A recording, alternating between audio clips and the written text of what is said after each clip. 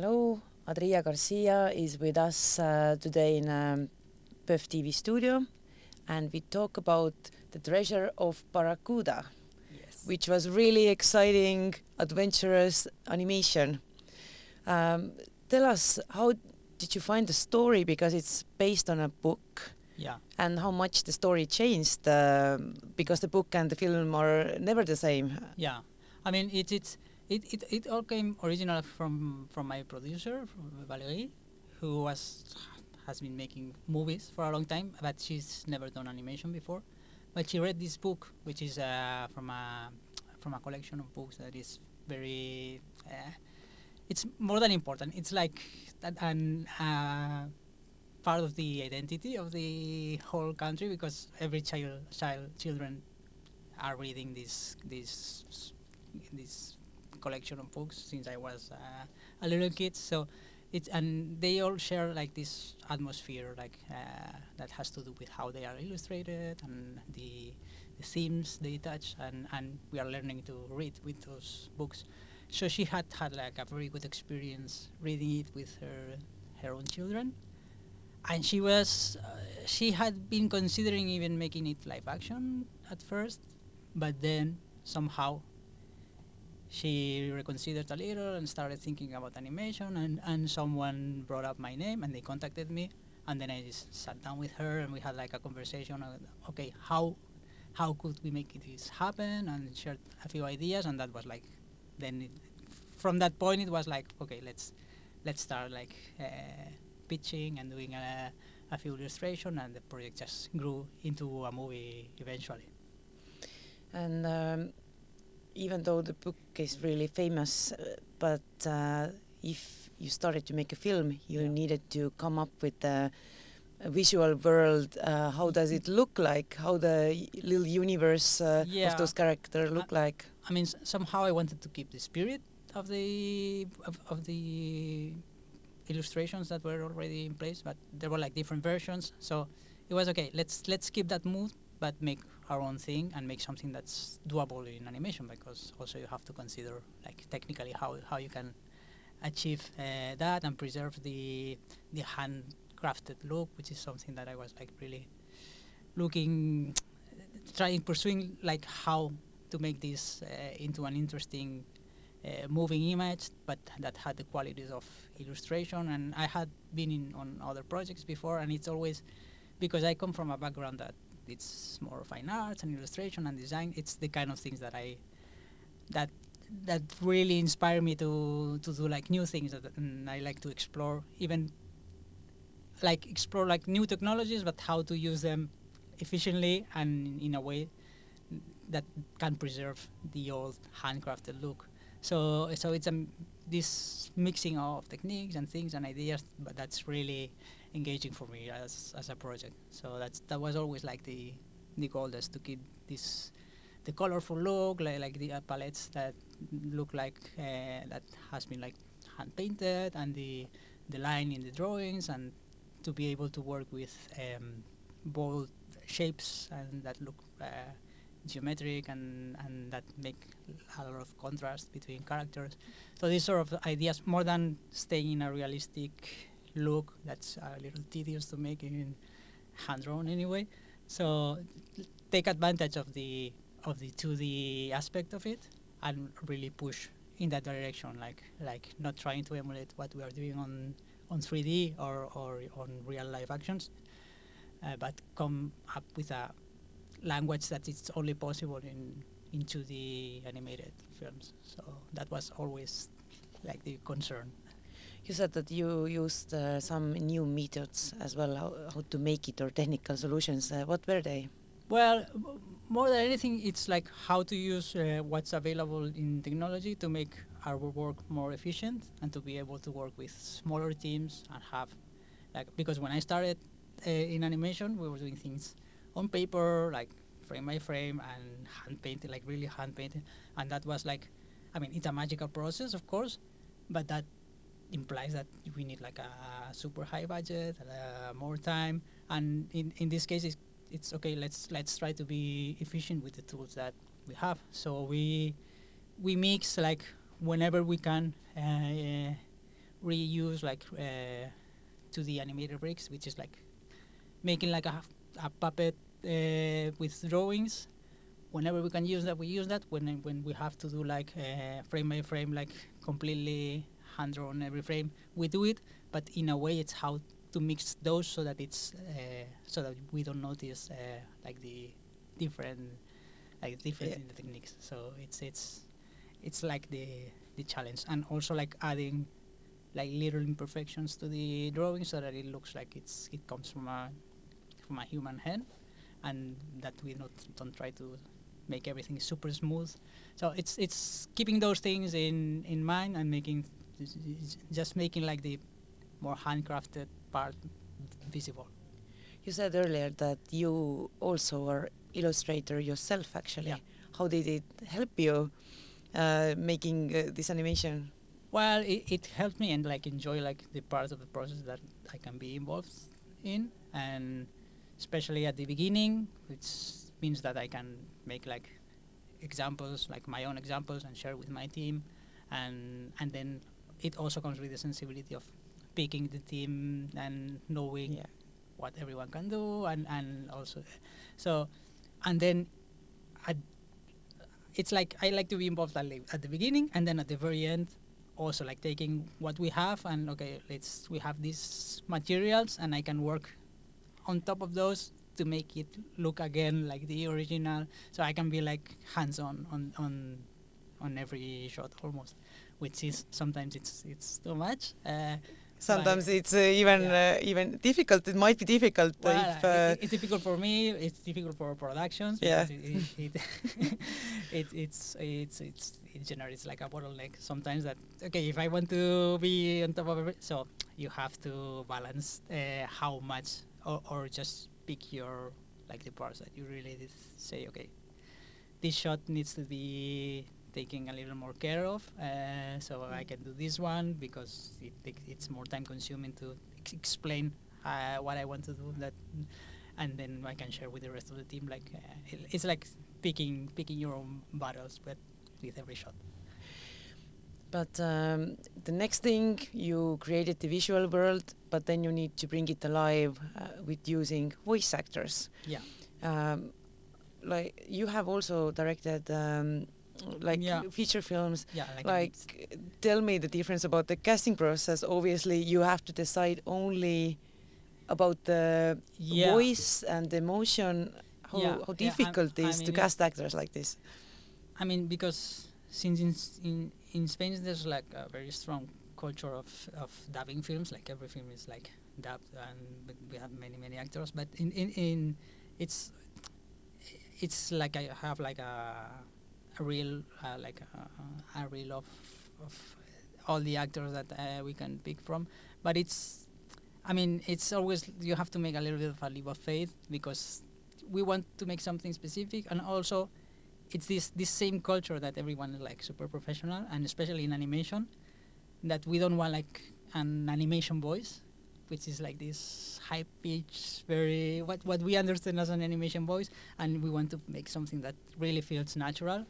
So you have to then listen and then maybe you have to do like a bit of casting with especially with the main ones. It's like okay, we have narrow it down to 2 or 3, but in this case and especially for the for Annabelle, the main character, it's like we always had this thing of whether we go for a children of the age of the character or for a woman or a young person who can really, it's a bit of a compromise, but what it gives you in terms of efficiency, it's and specificity of how to deliver the lines, and because they are like super used to working and reviewing, and in this case, since we were working, because we worked with first with a reference track for the animators, and then we read up again, but the final read up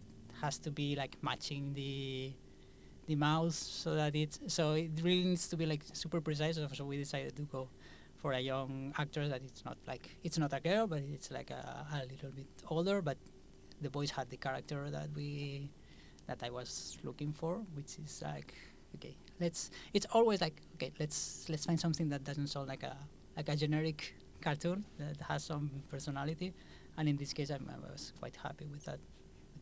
Because I was surprised that the Annabelle character itself is a little girl in a story, Yeah. and I totally believed that a little girl is voice acting for it, but it was 17-year-old actress. Yeah. And Yeah. it was I was totally I totally believed what I saw and heard, but this is the funny thing that if it's done so well, you don't make a difference even. Yeah, Like, it's not like a super. And in this case, I mean, it works good for the movie also because since it's in many parts it's like a girl that it's pretending to be a boy, so it can be like this. It doesn't have to be like super childish, high pitch. It's like, okay, maybe she's pretending a little bit to have like a lower voice. So, and then when you mix the elements and with the music, the image, it's like a little bit like a magic trick. But I think it generally it works fine. so making each film is totally like unique story, and how much it takes time. When did you find it? When did you got it financed? How many years, like approximately, it took you to make this film? Like, I mean, it's difficult to make like a precise calculation because it's like there are like different levels in intensity. At first, it's like, okay, we have this idea, maybe we'll do it, and maybe you spend like 1 or 2 years like deciding whether that would be make, or let's contact a scriptwriter and have a script and pitch it and try to finance. So that's like the development process that it can take 3 years easily. But then for this film, once we went into production, it was like 2 years and a few months, like completely hands-on and working on it. I remember for this project, I remember like the first times we contacted was around like the pandemic years because I was locked down at home.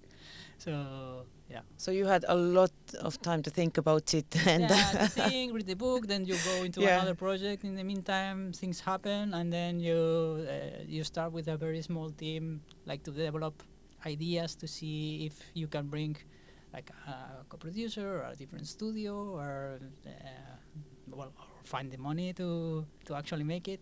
So it's always, for me with projects, it's like I never have like a very like expectations that things will happen like super fast, because I've learned that projects that you can start, you can almost be there, and then the project falls apart, and then you have to find like another thing. So you have to balance and just keep working, and let's wait for things to happen, but be patient and be persistent. So when I was watching the film and when it was over, I felt like there could be like second part. Have you thought about it? Is there a book about does it continue as a story? There are more books. There are like at least 2 that I read, but and then it's true that once we started, and it's okay, we have because it's this sort of story that that you like the world and the characters, and especially with Annabelle, it's okay. What could happen next? Which kind of adventures? So it's always, I mean, it could lead to some other stories for sure, but then again, you have to wait for things to happen or for someone to be interested or whatever. It was such a great adventure. I can't say road movie type of film, but definitely very adventurous and funny, but warm, and actually talked about friendship, talked about finding family in an unexpected place. Yeah. What was the main feeling that you were aiming that the audience will get it out from it? First, I mean, to be honest, like the first thing that I wanted to do is like, okay, if we have the opportunity to make like a pirate adventure and just try to stick with that very classical idea that, okay, it's first things first, it's an adventure. Because when we read the book and talking with my kids, or the same with the producer, it's okay, these themes are interesting, but it talks about learning to read, and those are interesting, but our children were saying, but you have to hook me with an adventure.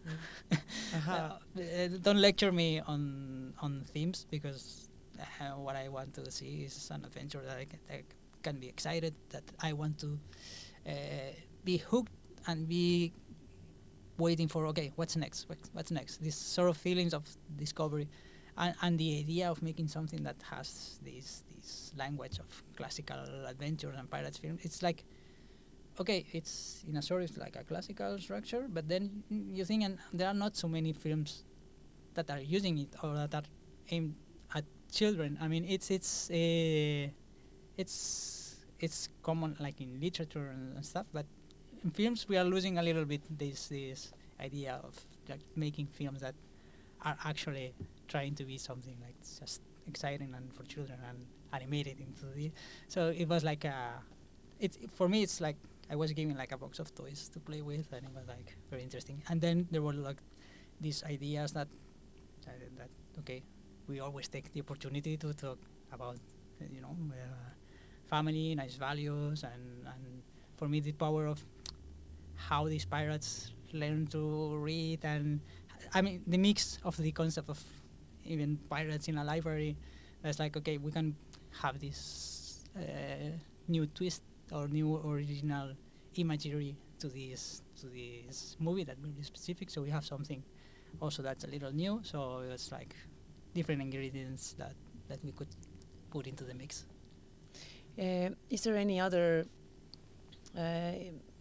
interesting facts that we should know about this film, or would be interesting to learn?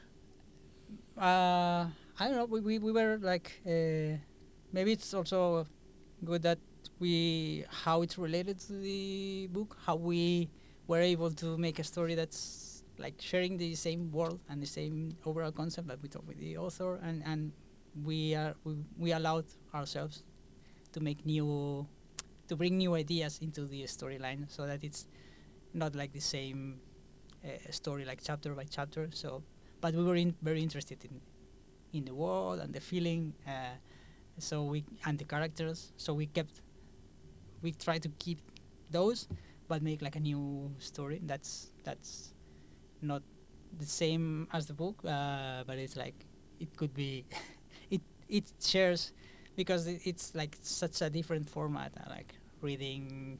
It's like a different experience and a different pace mostly, and for this we wanted to be able to make the most of the medium. So I would say I will add that it's like a different story from the book, although in general it's like the same idea, and that we are like, there's a reason for that, and like we are like really happy that it can share the same world, that like the book and the movie can coexist with different takes. Yeah. So, and you had international premiere today, like on 1 hour ago. Yeah. How did it go?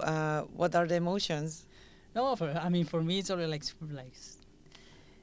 like the idea of sharing with the audience, because I was there, and it's like always you're a little tense, always like, okay, we'll keep the interest and we'll just see, but seeing that how people follow the story, and how you're telling your own idea, your own project, and reaching someone who's like in a different country and an international scene, and how the movie is like from now on, it's like, okay, the movie just will have its own path, and for me it's time to disconnect, and because it's been like a few years like super engaged, and now it's nice to see that, okay, we give it to the audience and we see how they react, and then let the movie have its own life. Is it hard to let it go like this? Well, it's a nice feeling, because it's true that these projects are very energy consuming, and at some point it's like, okay, I just want to finish, and then you are like, especially the final stages, that you are like checking details and seeing the film again and again and again. It's like, okay, I want to disconnect a little bit and have like a fresh view of the film. And now it's today, for example, it was nice in that in that sense, because it was like a month and a half or so that I hadn't seen the film. Aha. So it was like, okay, now it's I'm not focusing on the little details or things that okay, maybe there's something there. Yeah, that was my question. Did you notice anything today that you felt like I should have changed it? I know. I there was a time when I was like focusing on that, but today was like, I think it's good just to see the movie for what it is, and I'm like, I'm super okay now with what we have, and I don't think that the more we leave the process behind, the more I can see it as a movie. So it's like it's a relief in a way to see it like that and to be able to be part of the audience. Thank you for this conversation. Good luck with this film, and hopefully there will be second part. We'll see. Okay. Thank you. Thank you.